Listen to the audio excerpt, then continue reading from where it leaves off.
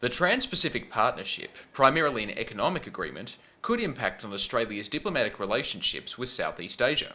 Alex Darling reports. The deal has been led by the US as part of its strategy to become the dominant power in the Pacific, curtailing China's influence. Director of the International Economy Program at the Lowy Institute, Dr. Leon Berkelmans, says Australia needs to take note of the power games and maintain healthy relationships with both powers to help stabilise the region. We have good relationships with the US, we have a lot of in common with the US, and we have good relationships with the Chinese as well. We don't have to choose at this point, and hopefully we never have to choose. Alexander Darling, Triple R News.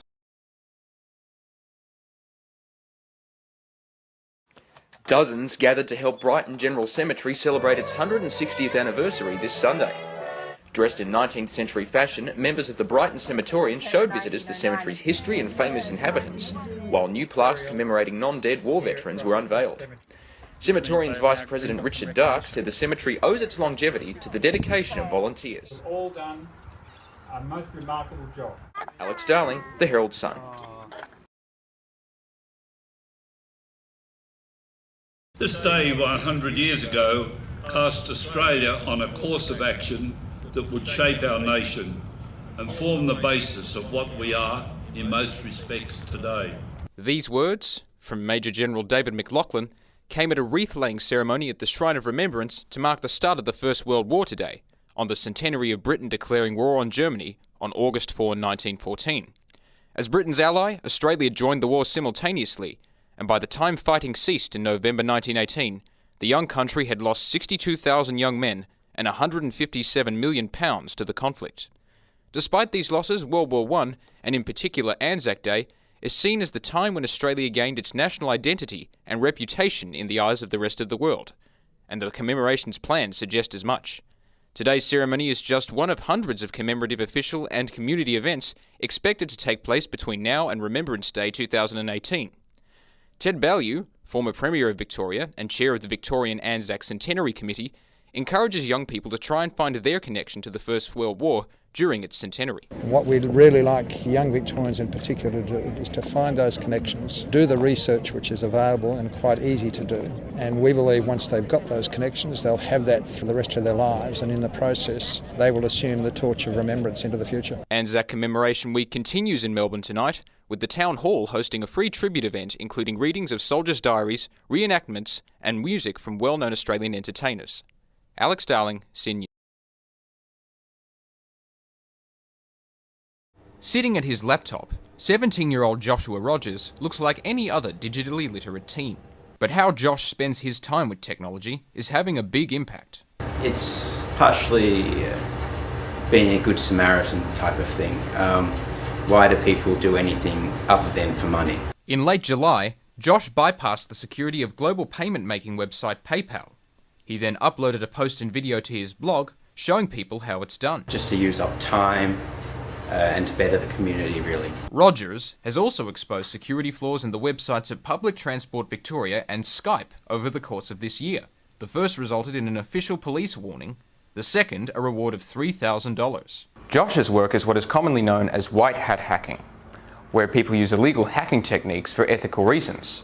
White hat hackers will often tell the website that they intend to hack, show them how they did it, and then suggest ways of fixing the problem. For an average mid-sized Australian company, it's entirely possible if you had a pool of digital natives, they might be able to outwit the security. Yeah. Melbourne University hacking researcher Dr. Sualette Dreyfus says young people are well positioned to expose online security flaws. They'll have better coverage of the board because there are more of them, and they might have a very lateral way of thinking across the different uses of technology in a way that perhaps someone who's older and more narrow in their field doesn't have. Meantime, Josh is planning ways to turn his skill into a career. My goals for the future is basically to help more companies, even to do contract work for large companies. It seems that Josh could soon be trading in a white hat for a white collar. Alex Darling, City Journal News.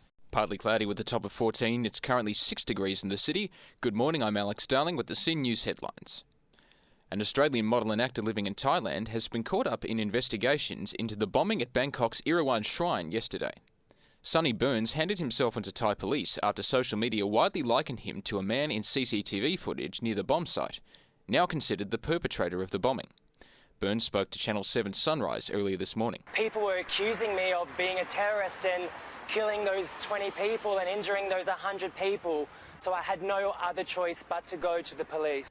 A man with shaggy hair, dark glasses and a yellow shirt was caught on CCTV leaving a backpack unattended at the shrine minutes before the blast.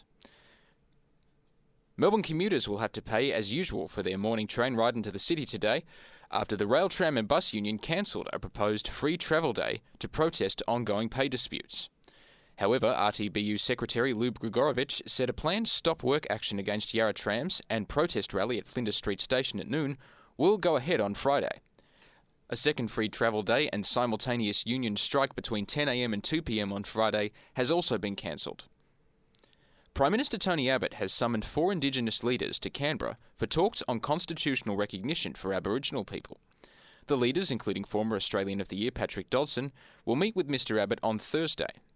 Dodson says they are looking to convince the Abbott government to fund special Indigenous consultations on how to appropriately recognise Aboriginal people, a request Mr Abbott has so far refused. A chemical found in hot chili peppers could help people lose weight, researchers from Adelaide University have found. The researchers are investigating how the chemical capsaicin, found in hot chilies, can activate nerves in the stomach which tell the brain how full you are. Dr. Stephen Kentish from the University Centre for Nutrition and Gastrointestinal Diseases said the next research would look at developing a therapy using the chemical while removing the heat effect. South African Justice Minister Michael Masuta is seeking legal advice on whether the parole board has the right to release Oscar Pistorius after serving 10 months of his 5-year sentence. Masuta said he was verifying whether the parole board's decision was correct in law. Pistorius, 29 and former Paralympic gold medalist, is due to be released on Friday and spend the rest of his sentence under house arrest in his uncle's mansion in Pretoria. To sport and in AFL, a day after James Hird resigned as coach of Essendon, the club players have publicly shown their support for the embattled club legend. Midfielder Brendan Goddard praised Hird's passion and skipper Jobe Watson said he never doubted Hird was a great coach. However, Watson said Hird's departure would not bring the players relief from the ongoing anti-doping scandal. According to him, only the end of WADA's appeal to March's not guilty verdict will achieve this. Essendon plays an injury-ravaged Gold Coast this weekend, with Matthew Egan as interim coach. Manchester has made a dream start to its UEFA Champions League playoff at Old Trafford, winning 3-1 against Belgium's Club Brugge. Marouane Fellaini headed home the final goal in injury time, and the win means Man U will take a 2-goal lead into the rematch next week. It's 9 o'clock.